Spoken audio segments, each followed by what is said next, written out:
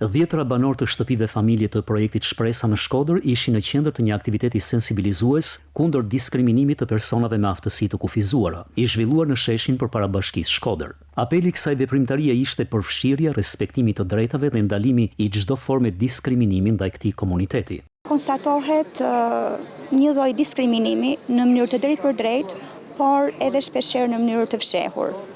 Dhe këto janë forma nga më të buta, të moderuara, por nganjëherë edhe kalojnë deri në atë kufirin të drejtës që e lë një person, domethënë me aftësi të kufizuar, shpeshherë në terma të mëshirës. Përfaqësues të Zyres Rajonale kundër diskriminimit thonë se nuk mungojnë rastet e raportimeve për trajtime të pabarabarta edhe diskriminim ndaj personave me aftësi ndryshe. Ka ankesa plot që vijnë nga komuniteti personave me aftësi të kufizuara, duke qenë që jemi institucioni kryesor që mund të vinë në dimens të atyre, edhe ke Zyra Rajonale kemi pasur raste specifike ku na kanë ardhur, ku kanë bërë ankesa dhe ne ku i kemi ndihmuar për të gjetur zgjedhjen e dur për këto problematika që kanë hasur.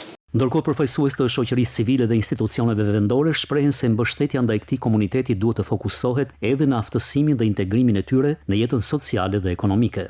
Këto janë një target group, ka nevojë për mbështetje dhe jo vetëm për mbështetje nga organizatat, por edhe nga shteti dhe nga institucionet publike, në mënyrë që ato të marrin shërbime të denja. Ju garantoj që do të bëjmë gjithmonë më shumë më të mirën për ju, sepse ju jeni ato që e meritoni dorën e dashurisë, përkujdesjes dhe mirësisë të cilët ju e reflektoni, ju ja jepni gjithkujt më shumë se sa ju ja japin.